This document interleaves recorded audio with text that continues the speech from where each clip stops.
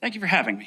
I want to talk today about some very big questions that I think get to the heart of everything that we've been talking about this week. How to build reliable software at a reasonable cost. And I don't mean big questions like which programming language is better. I mean the really big stuff. The very question of what are we even doing? Like, how do we build software? How do we optimize that process?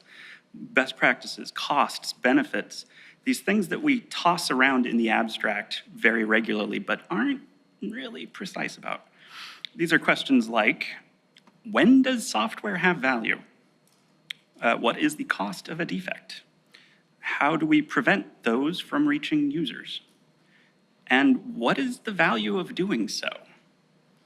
These are, to my mind, software engineering matters through and through. If you're just learning to program, these are not the most pressing concern. If you're a startup, you may or may not need to think about these things, especially compared to just writing code, getting features, proving your ideas, and making it to that next round of funding. But in a certain context, with a certain scale and maturity, these questions are inevitably going to come up. And while some of them are reasonably easy to answer, I think some of them are actually impossible. And if these questions feel at all relevant to you, then we probably share some experience and some context. These are big and meaty questions, but they have very important implications, especially for people like myself and a lot of my colleagues that work in infrastructure domains, probably some of you. The question of what is the value of preventing a defect is especially thorny. Consider some of the infrastructure teams and projects that I collaborate with. The OSS Fuzz team at Google has discovered tens of thousands of bugs, many of them potentially exploitable, in 500 or so open source projects that the broad open source ecosystem depends upon quite heavily. These are things like compression, font rendering, image parsing, JSON, crypto, the real crypto, not the Bitcoin crap. I don't know the exact statistics, but I will charitably assume that 5% of those things were already known vulnerabilities. And I will assume, for the sake of argument, that a low fraction of them are exploitable, maybe 20%. I think that's probably low. That still means that there are 6,000 exploitable bugs in the foundational levels of the open source computing ecosystem discovered by this one team of like 5 people. Does that matter? How much? A friend of mine is responsible for integration testing at Google, the frameworks and features that we use to test whether 2 microservices are compatible without just running them together in production. A stunning number of bugs are identified because of this system, usually as the result of protocol changes and version skew. That is a notoriously hard set of things to spot for humans. Unit tests and code review tend to not do a really great job of noticing version skew protocol mismatches because you're skewing across time, right? It's chapter 1, page 1 of the book, Time is Hard, right? So in a lot of cases, this integration testing phase is probably the earliest point where it's really feasible to reliably spot any of these things. So this is spotting a lot of bugs. Does maintaining such a system matter? How much? Or for that matter, hey, I made a book and a few, maybe tens of thousands of people have read that, and there are literally millions of citations for things that I've written about C++ best practices. Does that matter? How much? You might tell it was a performance review season at Google when I started writing this talk. But there are still questions that we can't really quite answer that I would like to dive into, right? Less performance review oriented things that are still hard, like, hey, I have a test. Should I run it pre-submit or should I wait until the CI system picks it up? Should I allow commits to continue if there is one test in my CI system that is not passing? We don't really know how to answer these questions like from reasoning. We know how to answer these questions from arguing. In the end, I think that these are all justifiably very hard questions to answer. In all of at least the perf sorts of questions, I would say that I think we would agree that we believe that it matters. But if you dig deep, it is really challenging to prove exactly why. Or maybe more precisely, you could say in the abstract that these probably matter, but if anyone asks how much, everything goes off the rails. Like, what are the units of how much does this matter? What are the value units of people have a better understanding of software engineering? Exploits have been detected, or exploits have been detected and patched. How do you compare that versus revenue gains, queries per second efficiency boosts, or resource utilization improvements? How do you compare those with version skew bugs were detected early and didn't make it to production? Are these the same units? Are these even comparable? Is this a meaningful set of questions, or is this apples to oranges comparisons? This is where we're heading. We're not there yet. We'll start smaller. When does software have value? I hope we can agree that software doesn't actually provide much value until it makes it to users, for whatever definition of users you might have. Like, it might be a theoretically valuable resource to own that software, in the same way that owning a gold mine might be valuable. But it isn't providing value until it is doing its job, right? We aren't creating software for its own sake, Bitcoin notwithstanding. We're creating software to solve a problem. Mary Shaw, the great software engineer, has a wonderful definition. She says, engineering is creating cost-effective solutions to practical problems by applying scientific knowledge to building things in the service of humankind. Tangentially, I am largely speaking about professional industrial software. If you just like sitting down to hack on things as a hobby, that is great. I have been right there with you. Don't let me yuck your yum. Certainly don't take any of this as me dismissing the pleasure and potential for creative expression in software and creativity, exploration, curiosity. But by and large, that's not usually what you're getting paid for. And you probably won't get too far in performance reviews by claiming, boy, I had a great time hacking on this, instead of I shipped 10 features, right? I'm pointing this talk at the software engineering industry. That said, even within the industry, you are certainly going to do better. You are going to ship more value to users when you can engage your humans and support those creative impulses amongst the developers and engineers. It's harder to quantify exactly how that works, but remember that your developers are humans and they're in a technical and creative domain. Finding things that speak to them does matter. They are people, motivation counts. Just don't let them confuse hobby code with professional code. Remember, it's programming if clever is a compliment, but it's software engineering if clever is an accusation. It is my hope that that becomes the quote I'm most known for. What?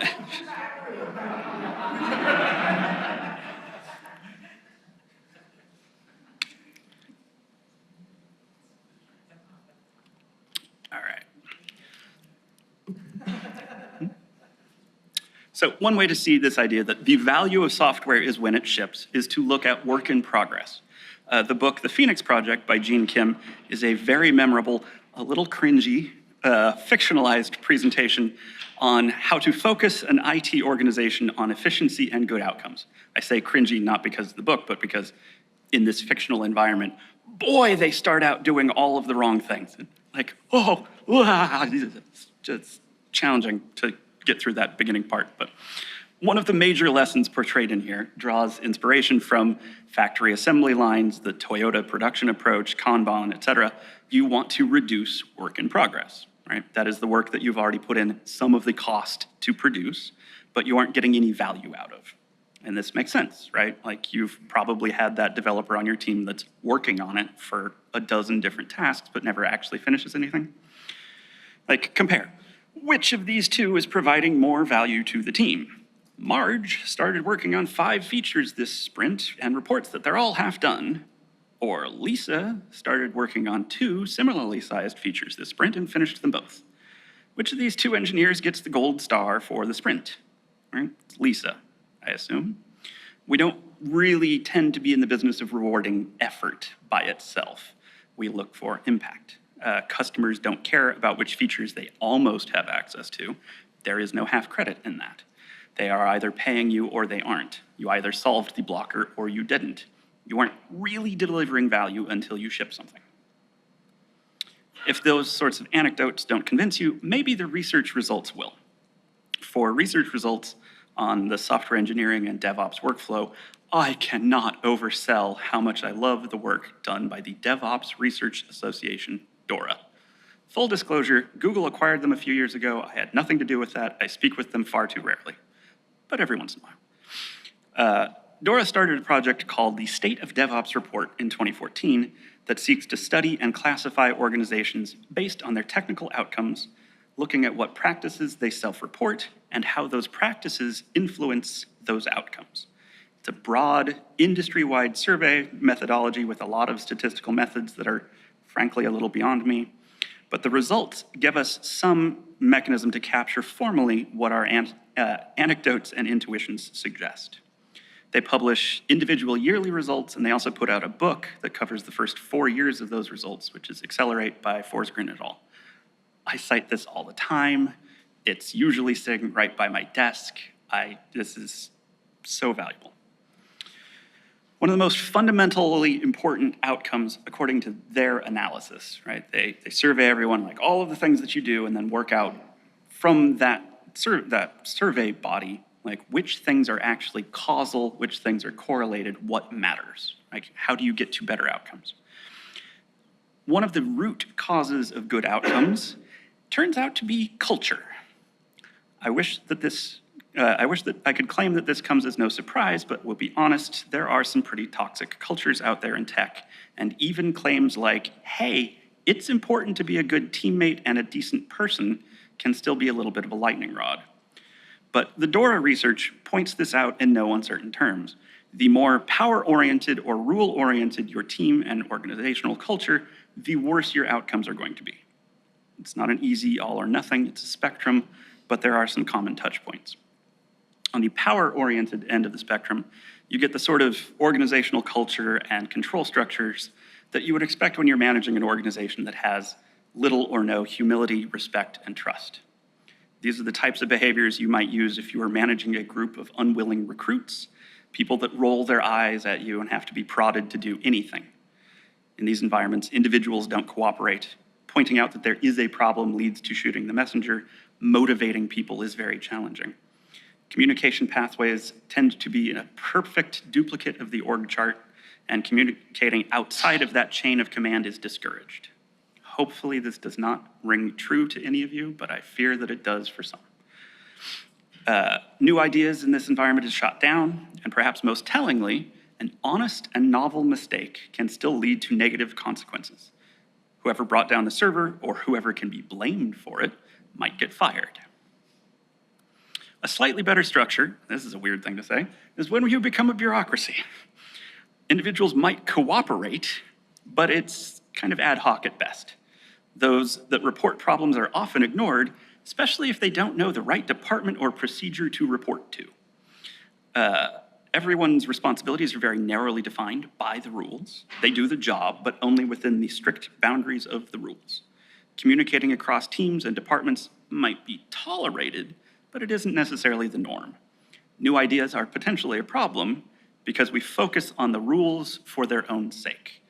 And when we do that, then the rules are the goal, and new ideas don't come along with rules.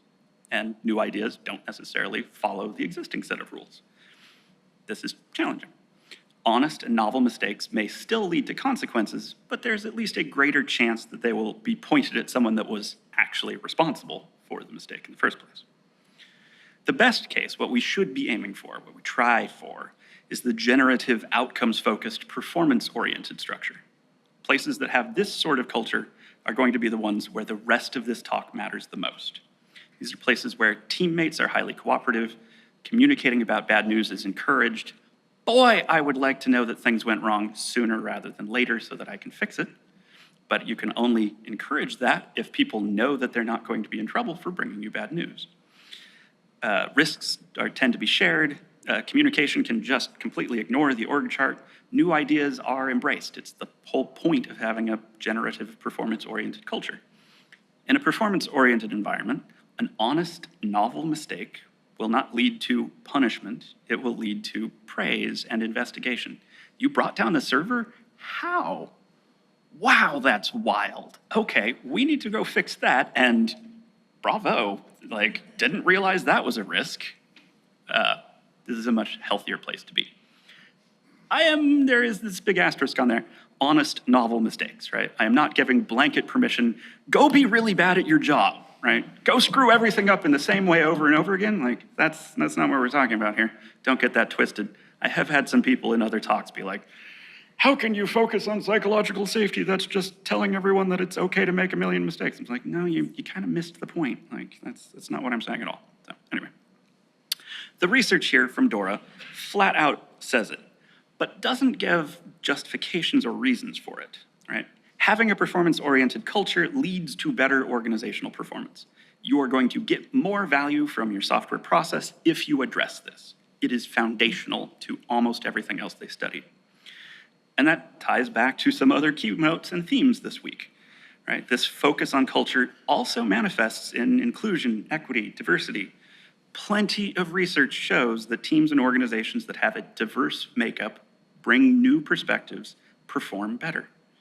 But without a culture that encourages risks, that values communication, that learns from failure, it's very, very easy to fall back into bias and homogeneity. This is a topic domain that I cannot stress enough, and that a lot of my internal talks especially have focused on for the last few years. Like business wisdom writer Peter Drucker said, culture eats strategy for breakfast. If you have a culture of blame, a culture of because I said so, a culture of how dare you go outside the chain of command, you are going to have worse results, especially in software.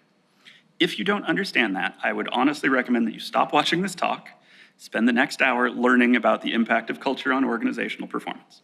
Because if you get this wrong, especially if you are in a position of leadership and get this wrong, nothing I'm about to say is going to make much of a difference because culture is foundational. That said, in a performance-oriented culture, what we are aiming for, it is always okay to ask questions. And so we get questions like, hey, why are we doing it this way? Have we considered changing X? Why do we have a monorepo? Why do we run tests? Ideas that in a different organizational structure might only need to convince one technical leader and then everyone follows because that's the rule, will be questioned, maybe questioned to death in a performance-oriented culture, especially when it doesn't match people's intuitions or previous experience or previous training. And that can lead to some trouble when we are trying to explain why we do things in a certain way, especially when it comes to evolving norms and best practices. There is a big difference between being right, knowing the right answer, and being convincing, persuading everyone else. This is fairly tied up with my motivations for giving this talk. Moving just one step up the complexity ladder in DORA's formulation of what makes successful teams, the very next topic that Accelerate tackles is that of continuous delivery. A significant amount of the nuts and bolts of the software process are wrapped up in the DORA heading of continuous delivery. But when you extract those results from surveys, like I was saying, even if they're statistically significant to the level that you can say it's causal, it doesn't get into the reasons why these are valuable, right? You can go to Accelerate, you can go to DORA and say, okay, focusing on trunk-based development leads to better outcomes, but DORA is not going to tell you why that is the case. And if you have to convince everyone in your organization 1 million times over why that is the case, there's a challenge there, right? But we can still start with taking the DORA results. The research is very clear. DORA focuses a lot on this. Continuous delivery is the goal, but you want to be building in quality as the mechanism, right? You are aiming for very fast cycle times, continuous delivery, fast experimentation, short OODA loops, if that term means anything to you. But the mechanisms that you use to get to that result are super mundane. It's version control policies, trunk-based development, deployment automation, testing, continuous integration.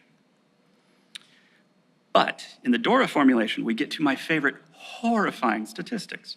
High-performing organizations compared to low-performing organizations exhibit the following: 46 times more frequent deployments. That is the difference between deploying hourly and weekly. 440 times faster time from commit to deploy. That is, I can see my change in production in hours instead of quarters. 170 times faster mean time to recovery. If you brought down the server, it will take minutes instead of days to get things back to normal. And a 5x lower change failure rate. That is the chance of new bugs, rollbacks, etc. But you get to this wonderful result by adding steps to the workflow: continuous integration testing, code review, version control. And I find this contradiction kind of fascinating, right? We want to slow down to go fast, but we're explicitly aiming for go fast. How do you make sense of that? I'm gonna come back to these ideas and keep coming back, but for now, just keep in mind that these are the stakes, right? Software has value when we deploy regularly, rapidly. We're reducing work in progress. We have aimed for continuous deployment, and we have built a culture that allows all of these things to work. Software has benefit when we provide it to users. That could be money, happiness, utility. I don't think the specific choice matters a ton in the analysis. And in practice, when we get software to users, we are getting some benefit per user per unit time. We can improve our outcomes in this formulation by getting more value per users. We add new features. We get more users. Hey, marketing is a thing. Or we deploy the value that we had developed sooner. To me, at least, that feels like the right set of ways that you can influence this, right? So this is the value side of the equation. In this formulation, what's the cost of a defect? A defect should be viewed as anything that's reducing our overall benefit, right? It could be reducing the value of the software in the steady state. It could be reducing the number of users. You've driven people off, lack of accessibility, whatever. Could be reducing uptime. Hey, it's just not available.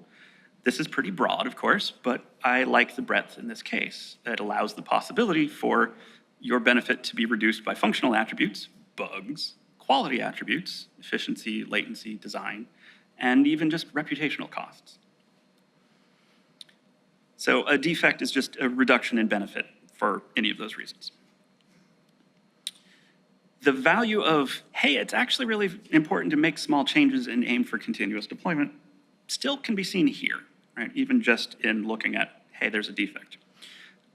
Because if you have a defect that actually slipped through and manifested in production, right, it is affecting your users, sure is nice if you can cut a new release, test it properly, and deploy it quickly.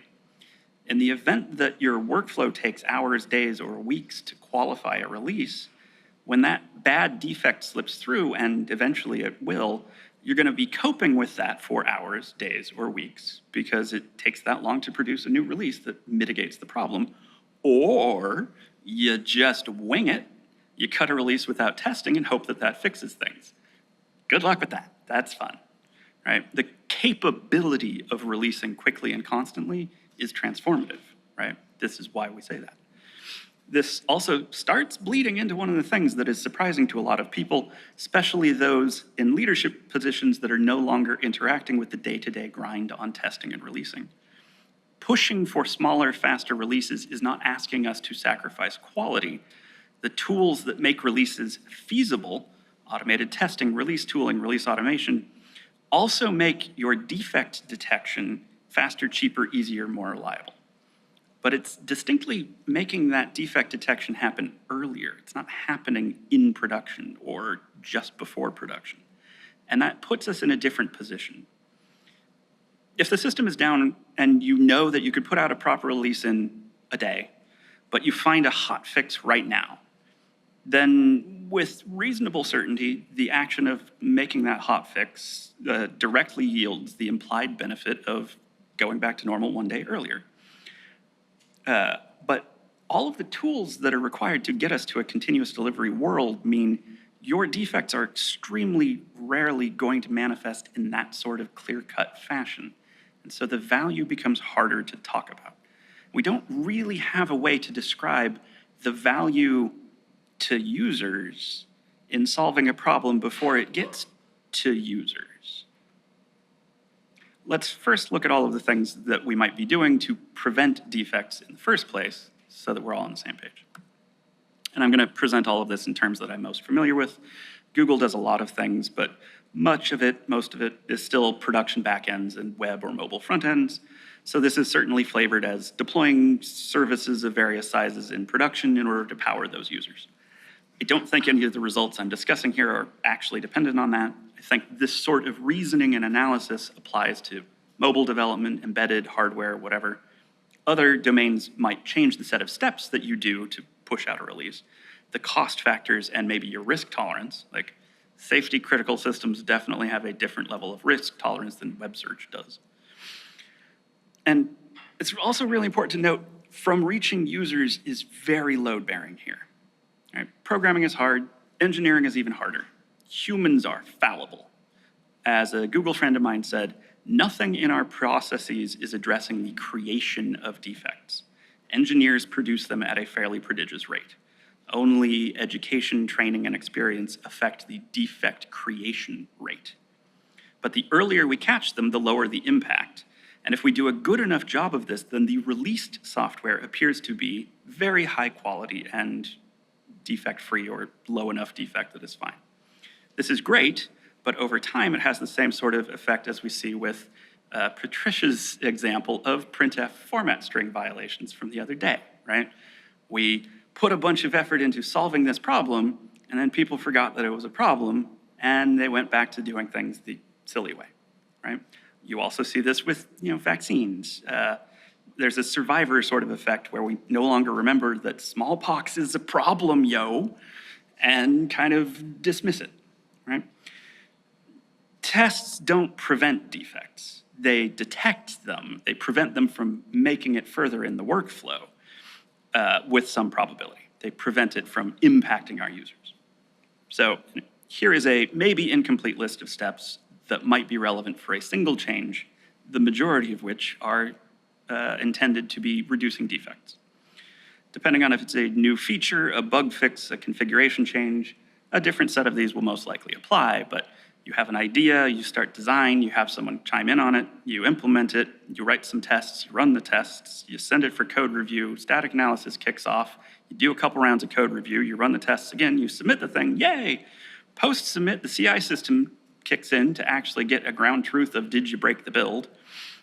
Post-submit, you might also run your dynamic analysis because, hey, fuzzers and sanitizers actually are a real important thing, y'all. Integration tests, because, hey, time is a problem. Version skew is a real thing. We've decided it's time to cut a release, so let's qualify that one in particular to make sure everything's good. We have a release that seems to pass. Let's start sending user traffic that way, canary. We slowly ramp up. It seems all good. SRE blesses it. Full production. Yay, I can call my parents and say, hey, my feature's up, go poke at it. But even then, we don't know that we are providing value if we're not keeping track of whether the system is up, right? The only proof that you are providing value is kind of at the very end here with the end-to-end monitoring of, is the system actually up? Are users using it? Whew. There's a host of other things that also might fit into the workflow that are just done for non-functional testing, focusing on latency, quality attributes, resource efficiency. Those tend to not be directly involved in defect prevention, which is kind of my topic right here. So I'm glossing over those, but it could be even worse than this. Every single step in this process is serving at least one of two goals: defect detection, almost always, and sometimes communication. And there are definitely distinct phases here, right? Pre-commit, this is your design, development, review. This is the point where, at most, you're wasting your own time if you screw it up. There's commit, and now, at that point, you could be, if you screwed it up real bad, wasting the time of everyone on your team, but we're still not getting any value out of it. It's distinctly just work in progress. And then there's deploy. Hey, mom and dad can actually use this thing, it's great. Assuming SREs haven't pointed out that the system is down. Hey, this is a lot, especially when you compare this to high-performing organizations are 440 times faster commit to deploy. How can you be 440 times faster commit to deploy if you're doing all of these things, or even a subset of them?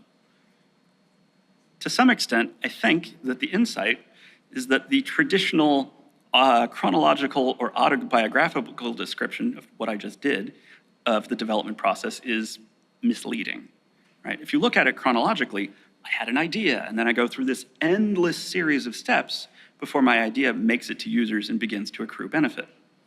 But if you take software is only providing value in that end state, in the right end of that graph, as axiomatic, and we recognize that defects that manifest in production really, really hurt, then we've got a clearer tension to manage, right?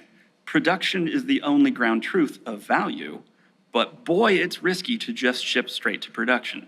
What if there was something we could do that was modest cost that caught a lot of those bugs with much less risk, right? What can we do that's predictive of this release is good without exposing us to all of that risk? Canary release and release qualification tests. And then you notice, relying on those to catch all of our bugs is also expensive. What can you do that's cheaper and predictive of this will pass release qualification? Integration tests, et cetera, et cetera, et cetera. Recurse until you get all the way down to automated edits in your IDE for did you mean this, right? Yes, we're adding steps throughout here, but the purpose of those steps is not to slow things down.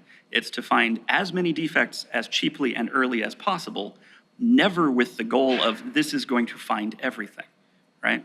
You will never find everything at any step that's earlier because you have traded cost in detecting those defects for fidelity, right? The only perfect fidelity answer to is my software providing value is in production, and that's just too risky.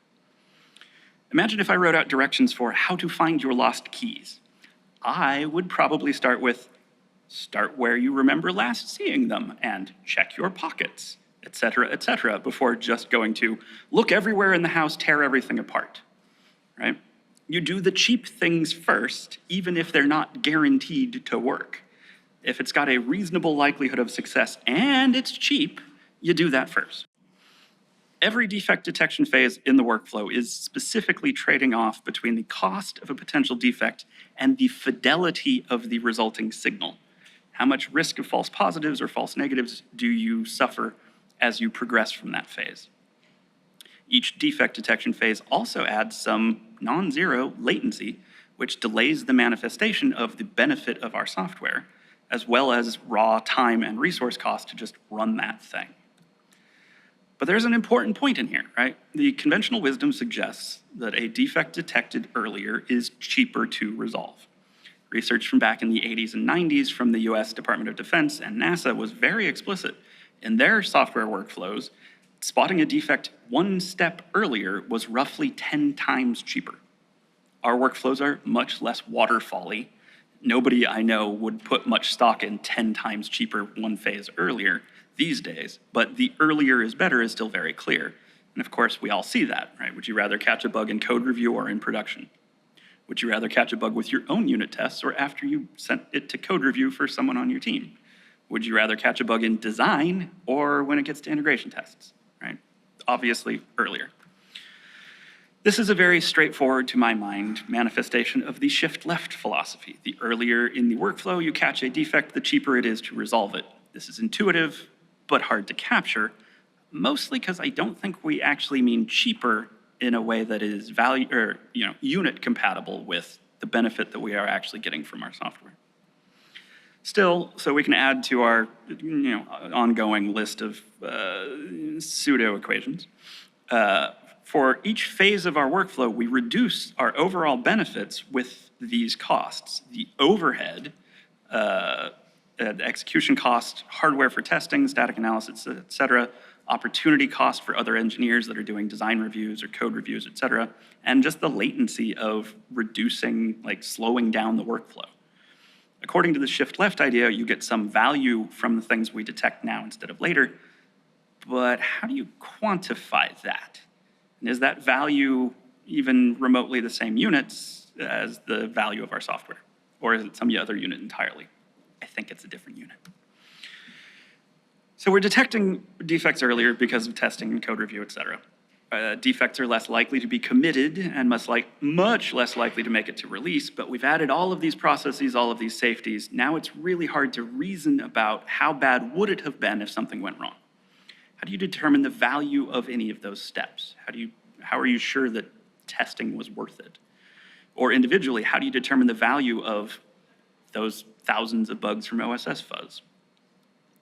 I was going to retell a story about the 1983 Soviet nuclear false alarm incident, but that's a little too intense given current events. If you're curious, it's an amazing story, but I will use a story closer to home. In 2017, a Google SRE, Julian Goodwin, came one keystroke away from taking Google out of the global routing tables for the internet.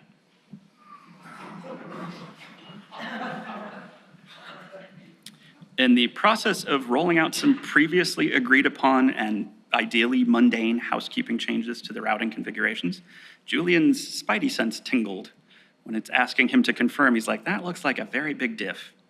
It looked like a much bigger routing change than he and his colleagues had discussed. I'm not gonna get into the details. I suggest you go watch the talk. It's like 20 minutes. It's hilarious.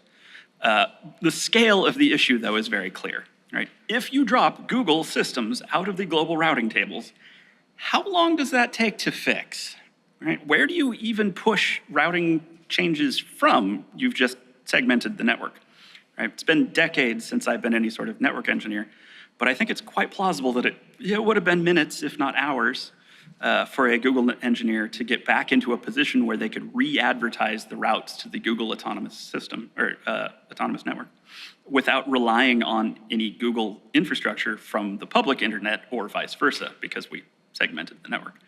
And of course, this is all much improved since the incident. Conservatively, I think if everything went great, we could mitigate in maybe 10 minutes, but we've still dropped off the internet entirely, probably caused some damage to the rest of the internet, because let's be honest, a lot of smaller networks use, can I route to Google as a proxy for, am I connected to the internet, right? So like, global chaos. We stopped serving users, we would take a huge reputational hit if this had come to pass. And even just like the very mundane bit, look at subtracting 10 minutes from the annual revenue for 2017, and I think in the best case, this is a $2 million glitch. So if you're to put a dollar amount of Julian deciding not to push that button, I think that's a conservative upper bound on the value, right? He pushed one button in a ideally rote operation. It would have cost the company at least 2 million and maybe 10x that. And in terms of lost productivity globally, it's very conservative. Now here's the question. How much is that action actually worth? I think in this case, or really in all such cases, there are two very contradictory arguments that you could make for valuing those actions or inactions. The skeptic might say that training, instinct, expertise, and existing safety checks worked sufficiently. It is certainly bad that we came one action away from causing widespread internet havoc, but very importantly, we didn't. If we had reason to believe that future instances of that problem might be common, or we might have had different personnel that made worse choices, then you could probably justify the need to improve the safeties and systems and training. But from everything that we can see, all of the evidence that we actually have of what transpired, the system did work correctly. Goodwin did his job and nothing more, no reward necessary. I'd probably send him a pure bonus, right? Like just a couple $100. Or the more generous approach, we came one bad decision away from disaster, right? The value of making the good choice should be exactly the inverse of the cost of making the bad choice, right? But even that is really hard to measure. You might have noticed I'm making very conservative estimates, and they are wildly under-informed estimates because, I don't know about you, I find it impossible to measure things that didn't happen precisely. Specifically because it didn't happen, right? How do you measure against a counterfactual, right? You could look at this probabilistically. This is no better. If you take the protagonists in stories like these and replay the events 100 times, do you still get good results 100 times? Or do you get the bad outcome in some fraction of those replays? Are our actions and outcomes predetermined? This is a very deep and philosophical and existential question. And for the purposes of this talk, none of the answers here are satisfying or useful either, right? Predeterminism is a super bummer of a worldview, but Our outcomes are determined by chance, and we can't measure the probability of an event that didn't happen, nor the impact of chance, is a real drag if we're trying to analyze the costs and benefits of a system, right? Not gonna get anywhere with this. So I'm just gonna make this claim. There is no clear and convincing argument that is going to sway everyone into agreement on which of these positions is the right one, right? And in fact, I think it is reasonably likely that over the course of your career, you will probably be in the position to argue both the zero and the full credit case in different scenarios, right? I know I have myself. If there is such an argument, I would love to hear it, and Cunningham's law is pushing you to correct me.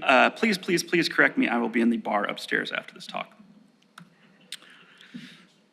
So if we can't agree on the value of preventing this disaster, even in the extreme case where you came one action away from terrible results, that's a drag.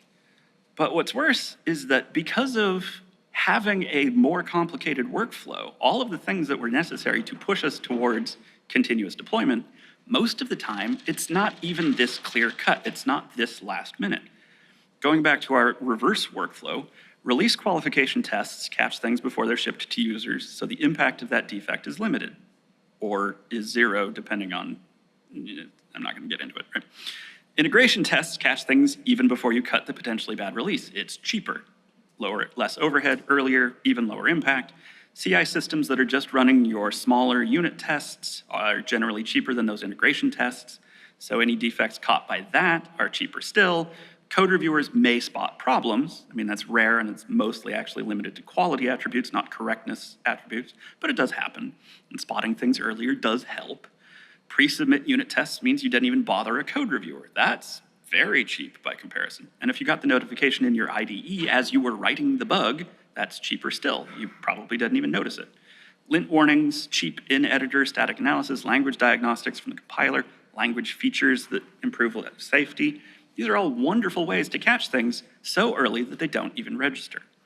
Part of this is defense in depth. Part of this is the shift left idea. I'm not even sure that those are different, actually.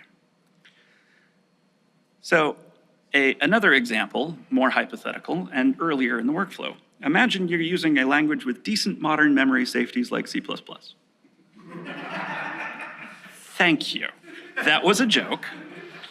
You're writing in Rust, and the compiler catches a memory safety bug. To make it easy, we'll just declare that if the bug made it to users, it was going to cost us $1 million. Did using Rust just save us $1 million? Almost certainly not, right? Tests, code review, CI, release qualification could have caught it. If it was big enough to cost us $1 million, what are the odds that none of the other steps in the workflow would have noticed, right? And even if you ignore all of the other steps in the workflow and you just get to, hey, this release has $1 million bug in it, at the point of we're deciding to ship this release, it's exactly parallel to the Julian Goodwin story. We can't decide whether or not preventing it at that step was worth $0 or $1 million, right? So how much did Rust save us? We're never, ever going to have consensus on this style of question at all. Like the scary stories about nuclear war or routing table mishaps, you can make plausible sounding but refutable arguments for anything between 0 and $1 million, but it's probably closer to the 0 end because you caught it much earlier and there are additional levels of safety in the forward direction workflow. And the same absurd reasoning applies elsewhere. It's not just language choice. Consider your CI systems, right? CI caught 1,000 defects as test failures last year, just say. You know that the average cost of a defect that makes it to users is $100,000, I don't know. So clearly your CI system is worth $100 million. If you buy that reasoning, excuse me for a minute, because I'm gonna go write a CI system and charge you $50 million a year for it, right? We need a different approach. We have to get out of the habit of asking what's the value or benefit of having stopped this defect. But it's as if I have planned for this. We aren't going to agree on the exact values, but perhaps we can agree on the scaling factors. One idea I've been kicking around for a bit is to dodge the sort of strict quantitative approach, right? Making a direct comparison to dollar savings or specific benefits for a defect that didn't happen is a little odd anyway. If you claim credit for a product success or dollar savings through efficiency, you don't divvy up the exact share of credit either. I led a team that launched feature X and we increased revenue by $42 million. Isn't actually I increased revenue by $42 million. You're setting an upper bound on how much credit you deserve, but the entire credit is shared among the team, the infrastructure that you built on, the people that helped review your designs, etc. Software is a team sport, after all. See previous discussion of culture. But just like with calculus or Big O, I don't think that the specific dollar amounts here actually need to matter, or we shouldn't be all that concerned with the exact amounts because we're never going to agree, right? What does matter is the general shape of the graphs, growth rates, what components factor into those things most aggressively. And I think with basically everything else in software engineering, the bits that matter most are time and people. To my mind, the most compelling model for estimating defect cost, the value of preventing a defect from progressing, is this. The cost at any given point when you actually spot it and fix it is proportional to the number of humans that might have noticed it and times the time since the defect was introduced. If you're getting super fancy, you could introduce some factor for severity. It is a lot worse for the build to be broken for your entire team than for a single test to become flaky.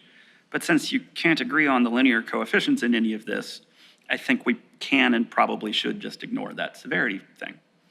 So here, instead of trying to argue how expensive it would be to be caught later in a future step where you're not sure which future step it would have been, and that world didn't exist, we just simplify. We know roughly how expensive it was in this reality. Let's just minimize the cost of things that did happen and focus on that. This model has a lot of nice properties around the edges. When your IDE surfaces static analysis warning while you're writing code, those defects are extremely easy to resolve. And catching that defect with unit tests before you send it out for code review still limits the impact of the bug, right? It's one person times 2 days, right? But spotting it in code review is at least twice as expensive. Someone else had to find time for it, read it, understand it, communicate to you about it. You've got communication and education costs on top of everything else. So 2 people times 2-3 days, right? Yeah, that feels kind of about the right ratios between those things to me. If it makes it through code review into post-submit CI, it's going to potentially stop the whole team from submitting, and it's harder to diagnose, right? You're gonna have to do some bisection to figure out exactly which change it was that broke the build, and then you're gonna have to interrupt someone to get it fixed. They have to page things back in to figure out what they need to do, et cetera, right? The scale grows quite a bit. On the far end of the example, if you don't catch anything until canary, the cost of your defect skyrockets, right? You've impacted potentially all of the developers, all of the engineers on your team, and you're waiting until the next time you can, and you've waited until a potential release. Abandoning that release, fixing the bug, and cutting a new potential release is not cheap, right? You're talking full size of the team times however long your release cadence is, week, days. Hey, go back to continuous deployment, right? You want that to be nice and small.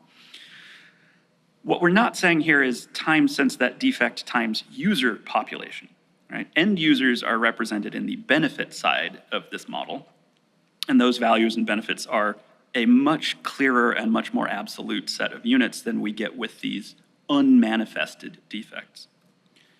And interestingly, this also sort of covers technical debt and latent bugs, because we're focusing on the costs of defect detection and resolution. If you shut down the project and delete the code before those things manifest, that's risky, but not actually costly, which is kind of how it works in real life too. I don't love it, but it does kind of work that way. That said, this approach to categorizing defect cost is only focusing on defect cost and prevention, right? It is incomplete and highly gameable without everything else that we were talking about. With just this idea, if you wanted to optimize the workflow, it's trivial. You just don't change anything. No new defects, no costs. Big win. Yay. Or for that matter, delete everything. Not even any latent defects. Yay. The Luddite in me actually likes this plan. That's fine. But this humans times time metric is really limited to the question of what is the cost of detecting and mitigating a defect before it manifests. But that is actually one of the bigger costs in the software process. The software process as a whole isn't just about costs. We have to consider the value. And the other thing that this idea influences that we should just be taking as a given in this point, in a sensible workflow, the reason that the shift-left argument works is because you're reducing one or both of people affected and elapsed time. The place where the shift-left model fails as a nice, talking point is when you ignore the inherent costs of that step, or when it slows you down so much that you can't deploy increased value anymore, right? Looking at it this way, I think you can actually add the missing nuance to shift left as a general rule. The goal is to ship as much value as quickly as possible.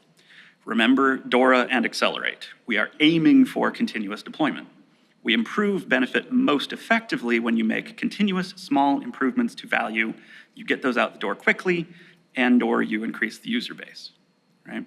And it is strategically just so powerful when you have the ability to just spin a new release and it's not a big deal, right? One of the things that I find amazing is you stop having release branches if you can actually get down to the point where your releases only take an hour, right?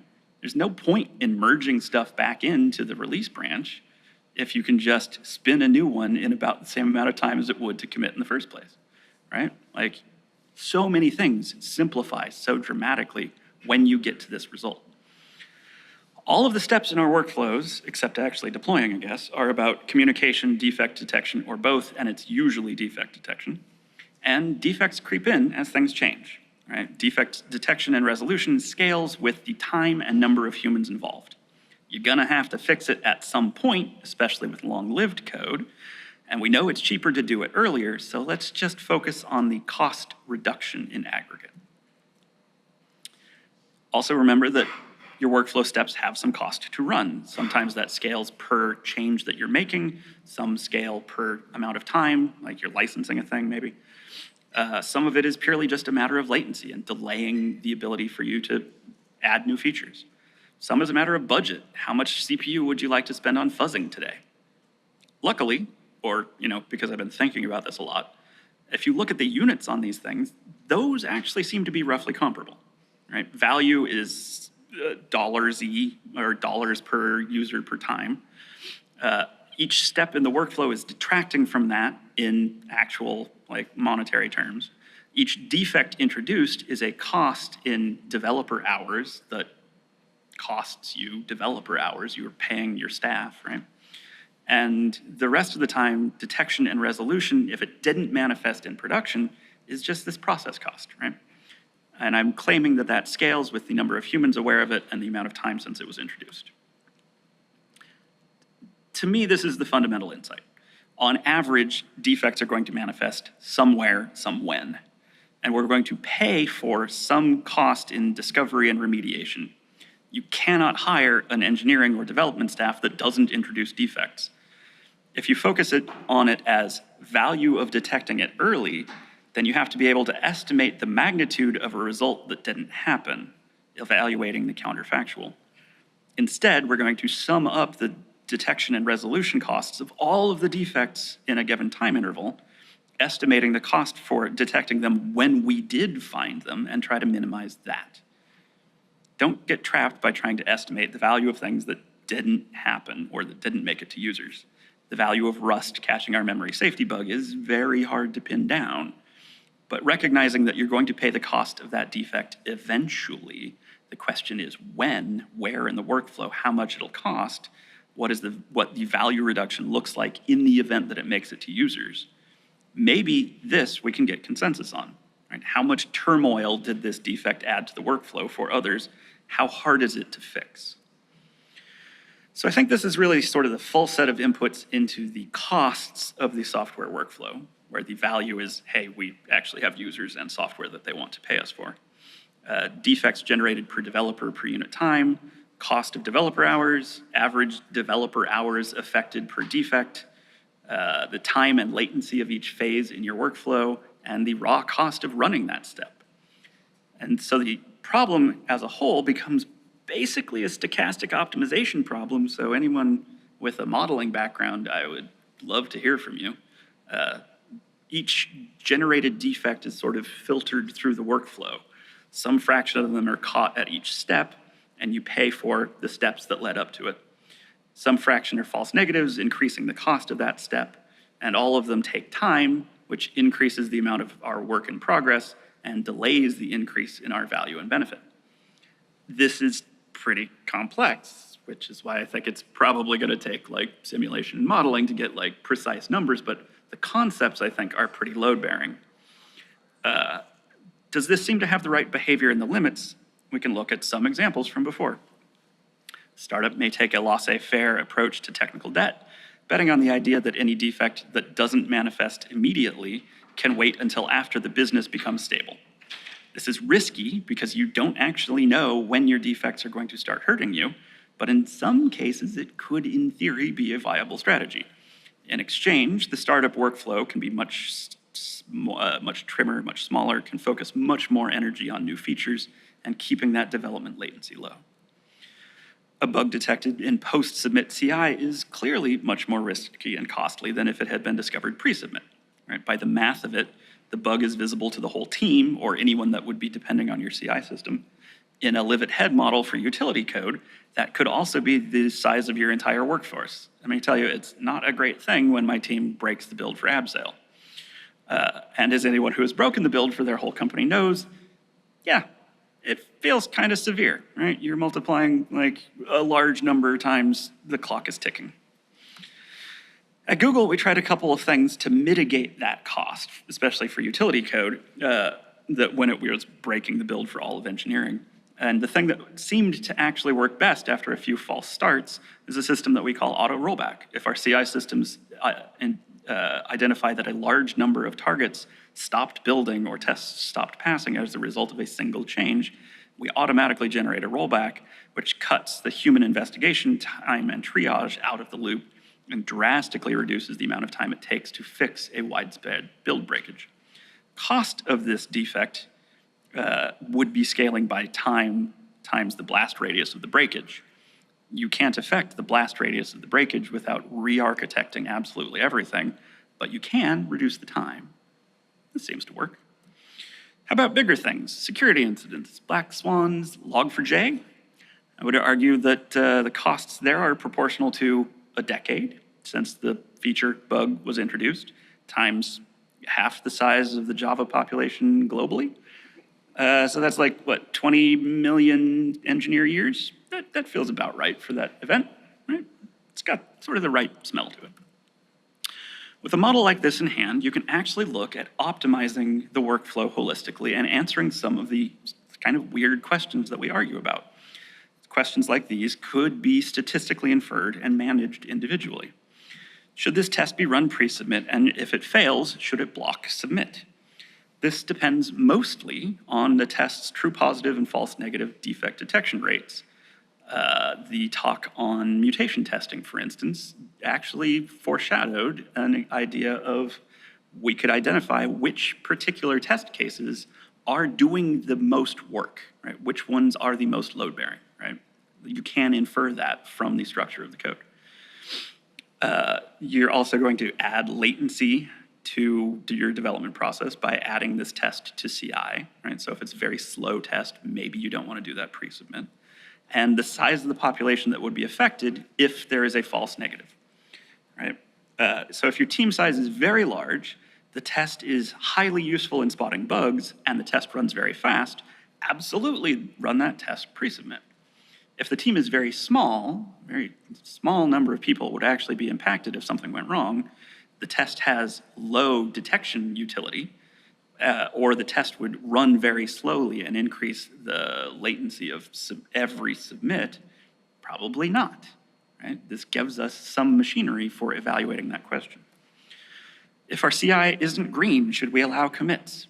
Imagine the following, oh, hey, that was cool. Imagine the following example. you have a test, it was poorly written, and it assumes that on today there will be 24 hours. Twice a year, and if you're in a country that observes daylight savings, this test is going to be broken all day long, right? If that test is broken, do you stop submitting, right? A lot of teams have absolute rules about if CI is not green, no submit, right? In that example, and I don't think that that example is entirely bogus, that policy is nonsense, right? And I think if you start looking at this as what is the signal that we're getting from an individual test, right? What is the likelihood that that test failure is actually going to be exacerbated by additional commits, or your additional commits are going to be wrong because you don't have access to that signal right now, right? That's what matters most. Everything else is kind of hand-wavy, easy heuristics because we don't have more detailed results on, hey, is this test super important or not, right? But I hope that some of these ideas lead us closer to that direction. Do we need integration tests at all? Right? Integration tests are almost always more expensive and flakier, but they are much higher much higher fidelity, right? They are more representative of production behavior. If you need that higher fidelity, you are going to pay for it with increased cost, both in latency and resource cost. If you had enough predictive power from your unit tests, that's great, right? But if you need something more, if stuff is still slipping through and slowing down your, if your rate of release qualification tests passing is just too low, you're gonna wanna do something else. Your integration test is valuable specifically if running that phase of the workflow costs less than the aggregate downstream costs, right? If you can be an oracle for, is it likely to pass down here, and the cost of consulting the oracle is reasonably cheap. What's the value of running OSS fuzz, right? It costs us, in this case, however much it costs to run a cluster of machines that are doing the fuzzing continuously, right? The defects that are detected and fixed are all much cheaper because we found them earlier before they became exploits in the wild. The defects that are detected but ignored don't do anything in this model, which kind of matches the real world, I fear. Although they do have a social effect of giving us some very nice, I told you so, and giving us some signal on, I'm not depending on that, that's not safe, when those issues are actually exploited. Should we add new hip thing that people are talking about to our workflow? Well, is the execution cost of that worth the defect cost reduction, right? If you're going to detect exactly the same set of things that you would be detecting, but earlier, then probably yes, unless it is extremely expensive to consult your new oracle.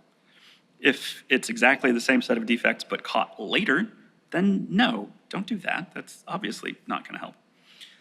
Otherwise, you're gonna need to look at the types of defects that are going to make it through to that point in the workflow where you're considering adding that step and to get a sense of the overhead, false positive, false negative, latency for the new phase. But without at least those inputs, you're just guessing. If you drill down on which phases of your workflow are providing good bang for the buck, then it's got to be in terms of comparing latency and raw resource cost with versus developer hours for the defects that it is detecting. Places where that ratio is bad should be tuned or dropped. Places where that ratio is good should be invested in. On the other hand, even if we can imagine answering these sorts of questions, which are wonderful, there are still things that we can't. This is not a panacea. How many code reviewers should we put on this change? Much of the benefit of code review is in communication, which is not represented in any of this model. And depending on your cultural norms and psychological safety levels for your team, the pile-on and gatekeeping from code review could very easily be a net negative. Again, culture is foundational before you even get into running a proper workflow. What's the value in writing a book? Hopefully, it's useful for others in thinking about the workflow, the potentials, various steps. Maybe it helps reduce the defect generation rate, but I don't think you can measure that. For education, classes, books, all of those things, the best you could try to do is measure the average defect generation rate for a whole team before and after they read the book or took a class or whatever. But even that is pretty mixed signal at best, because it might be that that education just allows you to write more complex features and you write the same number of bugs, right? Directly estimating the value of an educational intervention totally eludes me. But hope on that point is not lost. Going back to earlier themes, DORA has done some research that gives very compelling numbers on what is the value of having good documentation. This is fresh. It was just published in the State of DevOps report for 2021. This is knowing how to work with your legacy systems, your interfaces, system design, having a clear playbook, understanding your workflow and the policies around it. These are education and documentation concerns. And this year, DORA studied the impact of documentation on the normal set of technical outcomes, and wow, I cannot stop citing this. Teams that have solid process in place for handling documentation and focusing on documentation quality do better, a lot better. They are 3.8 times more likely to have good security practices. They are 2.4 times more likely to have good continuous delivery performance. They are 2.4 times more likely to hit their reliability targets. We get quotes like this from the researchers. Teams with good documentation deliver software faster and more reliably than those with poor documentation. Documentation does not have to be perfect. Our research shows that any improvement in documentation quality has a positive and direct impact on performance. Yes! Critically, that is a causal influence, right? They have done enough of the study, enough of the statistics to argue that it is not correlation, it is causation. That is, if you want to move to a better level of performance for your organization, documentation is causal in your ability to do so. Some of the internal meetings that previewed this result for me, I also heard anecdotally, this might be the strongest causal link that we've seen and is foundational to basically everything else, maybe not culture, maybe. In the end, this all boils down to, I think, a few insights. We are never going to convincingly answer this question, and we need to just stop asking. If that is a question that haunts you like it does me, this is going to be my new drum that I'm beating all the time. So, it is much, much easier, and I think much more honest, to look at aggregate defect cost reduction rather than the value of individual defect detection. The natural units for so many things in the workflow are actually human hours. There's a scaling factor in there, but let's ignore the scaling factors, right? And this works particularly well when we're just down at rough estimates for cost of defect detection and mitigation. And if you look at the citation list, you will also note that there is a solid amount of good thinking and research on these topics. As someone that was deeply skeptical of most business and tech writing, I think that there is actually surprisingly good advice out there. I encourage you all to take it from me, a former skeptic. There's some good stuff. There's bad stuff to be sure, but there is good stuff, right? Go find those lists of like, hey, what is actually critical reading? I had a conversation with Nicole Forrestgren of Accelerate and DORA a few years ago, and she had the following offhand quote. She said, accountants still have meetings about best practices in accounting, and accountants are mentioned in the Bible. Software engineering is about 50 years old. We're still figuring it out. Give us a minute. Mary Shaw's classic talk on our progress to becoming a true engineering discipline, right? She points out, it has taken a couple of millennia for bridge building to go from, this is a thing that we can sort of cobble together, to having science behind it, to having engineering behind it, to having, it's basically just a prepackaged thing. It's not hard anymore. Couple millennia, 50 years, right? This perspective is really, really important to keep in mind, right? Ours is a very new discipline. Best practices and understanding are still evolving. None of this is truth at the level of physical law. It's all emergent observation. 20 years ago, it was not shocking to find groups that weren't using version control. Today it is. And in another 5, that will be true about testing and CI. I was saying 10 about 10 years ago, so it's running a little slower than I thought, but we are distinctly making progress.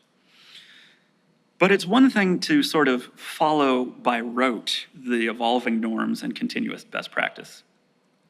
It's a worse thing to believe that whatever you did successfully 10 years ago is the be-all, end-all, because 10 years ago was 20% of the length of our discipline, right? But it is a completely different and much harder beast to step back and look at what are we doing here holistically and try to optimize and make sense of the whole process.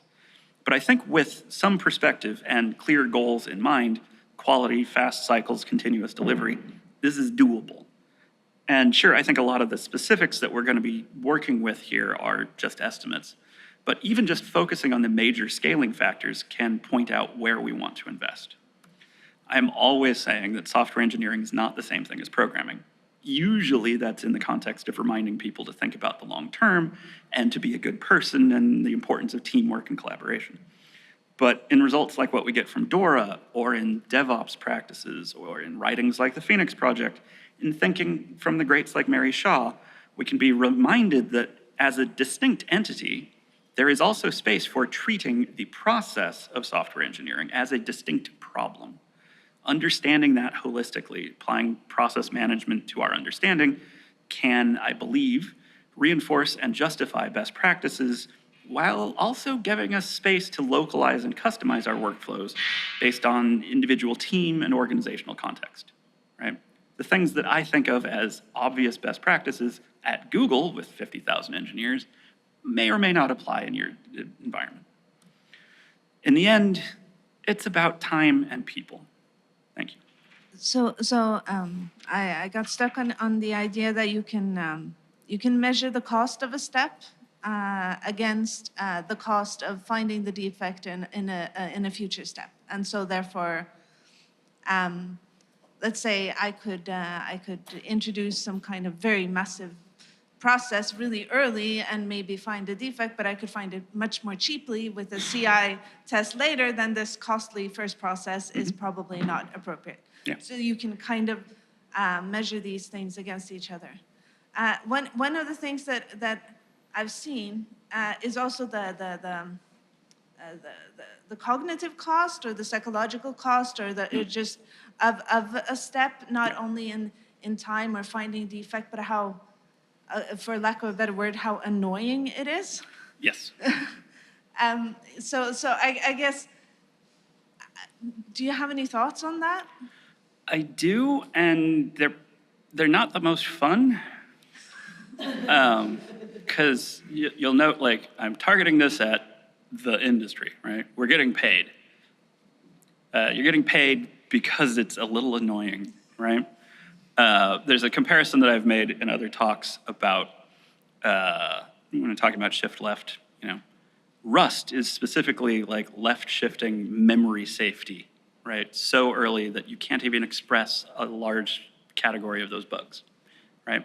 On the other hand, ask any 5 people that have used Rust a little bit, like, hey, was that fun or annoying, right? And like, lots of the ecosystem is great, but like, boy, you sure are getting in my way. I just wish I could go write Python, right? And yeah, actually, that dichotomy, that distinction kind of holds, right? Python is a wonderful programming language because it's not taking away any of, like, it's not putting any constraints, it's not adding any safeties, it's not shifting anything into your face. It's just trusting you, right? And that's fun and feels great until you have to maintain it or interact with others, right? Python is a wonderful programming language and a terrible software engineering language, right? There are some steps that, like, are a little onerous, perhaps, and we need to be honest and aware of that and try to minimize that because it is people, after all, right? I'm not trying to give carte blanche to just, you can treat them like garbage, whatever. But, like, no, it's probably not all gonna be happy, fun, sunshine, and roses. Like, you're getting paid, you're gonna go through some process. Like, I think that's probably the best balance I can get on that. Is that satisfying? Great. Well, So I've been a C++ aficionado for a pretty long time, 20 odd years. And one of the reasons I keep coming back to C++ despite looking at other languages is because I see a giant amount of ability to abstract concepts into the language. You're allowed to constrain a whole lot of things, allowing you to shift left even design problems and conceptual failures into the step of development, where it's impossible to write some statements that would not make sense. That's part of what I like about C++, but I know that I am tunnel visioning on one language. Do you have a comment about other languages with regards to the ability to perform as powerful of an abstraction as C++ allows? I mean, I think similarly, like I know C++ better than anything else by probably a wide margin. So shooting from the hip, this is not entirely authoritative or well-researched. But for the class of problems where efficiency matters more than anything else, right? And expressiveness and like all of those things that we praise about C++, I still don't see like real solid competition yet. Like maybe Rust, like maybe. But the thing that we're trading off there, it kind of still goes back to time and people, right? In this case, you're specifically trading compute time for people, because in terms of developer like health, this is a box of razor blades. It is very challenging if you venture into the like rough edges at all, and so.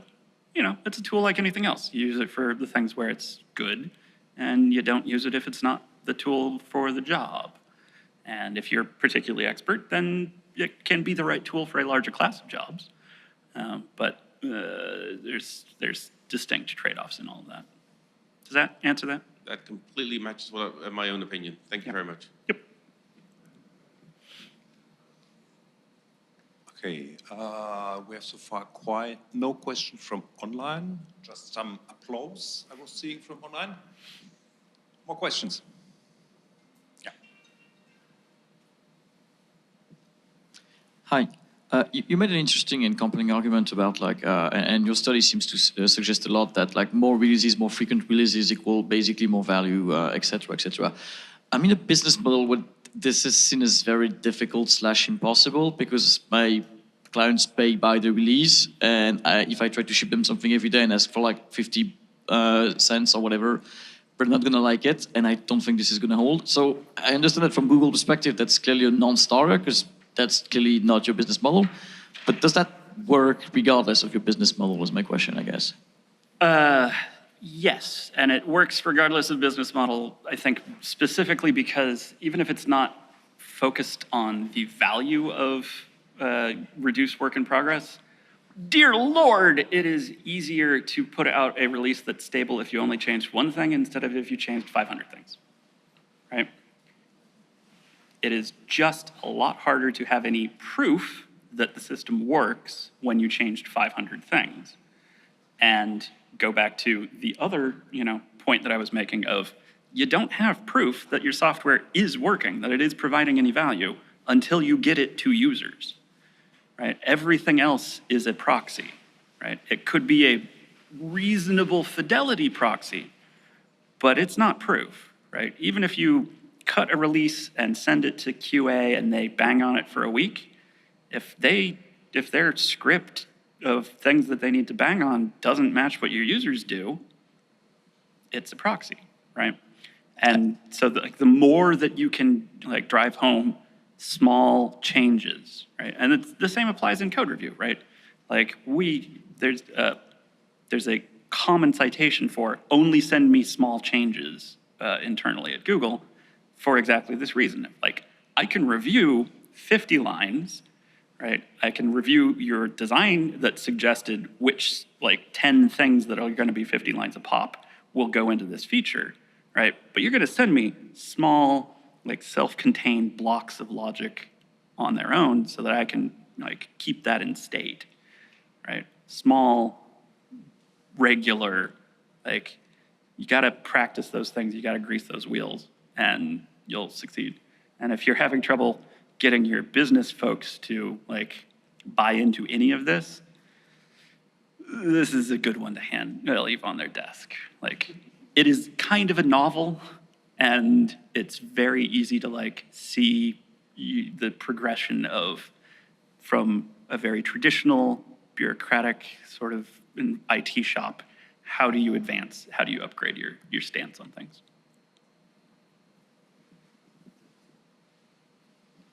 So hello, we develop hardware and write software for it, which means that we have some latency that we cannot really do much about. Mm-hmm. What are your thoughts about how to handle that? I don't have anything intelligent. I worked in hardware adjacent spaces for a while. I was a contractor for DirecTV many years ago. And like we'd get a new board that, a new chip that fixed the previous glitches and things like that. And like, like the hardware cadence is what it is. And I haven't come up with anything wise to mitigate that. Like, Okay, thank you. Yeah.